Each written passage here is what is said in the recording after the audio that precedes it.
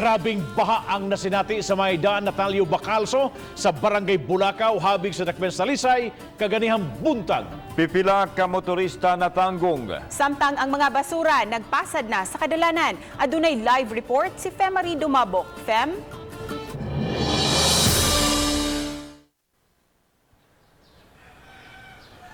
Yes, Bob Lansil. Nilanat gyud 45 minutos ang pagbaha diha sa National Highway sa Barangay Bulacau, Dakbayan sa Talisay ganihang buntag. Pipila ka mga establishmento ang lakip usab sa gibahaan ganihang buntag. Sa video nga gihatag ni Otom Kish Picardal sa GMAR TV Balitang Bisdak, natanggo ang iyang amahan tungod sa baha nga tagatuhod. Matod ni Kish, gikinahanglan pang mobalik ang iyang amahan ug adto na moagi sa Cebu South Coastal Road aron lang makauli sa ilang panimay.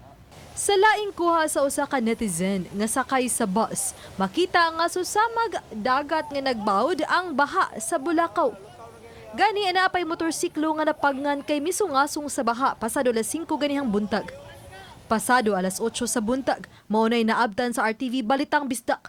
Kining mga kawani sa usa ka motor shop nga nagtinabangay sa pagpanglimpyo. Puno makakang dyan. Awas yun mulabaw Inig agi sa mga dagong sakyanan mo, taas yun ang kwan. Kanang lang mga karton-karton ra, mga basa. Nagpasad na usab ang mga basura daplin sa daan. Samtang napuno usab sa basurang ibabaw sa steel grill sa drainage. Nang habwa sa mga basura sa kanala mga sakop sa Action Agad team. Sa babaw, dili kay tanto nga makita mo daghan, tuwag sa ilaw madaghan nga makita nato. Atong tan-aw ka mayroon 20 kasako makuha kay adto. Mato di Bulacau Barangay Captain Banjo Abastillas, nga usa pa lang kabuwan nga naayo sa Department of Public Works and Highways ang ilang flood control system sa dapit. Dugay nang suliran sa dapit ang grabing pagbaha.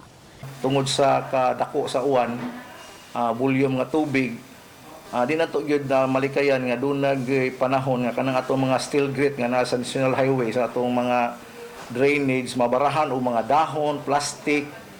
So kana usagid ka na nga dako nga contributor sa problema nato sa baha. Nakigtagbo ang mayor sa mga department head aron matoki ang suliran sa pagbaha.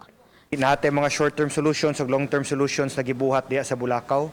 But unfortunately, sa pila ka buwan na wala nagbaha gyud karon. Again, the root cause is still basura.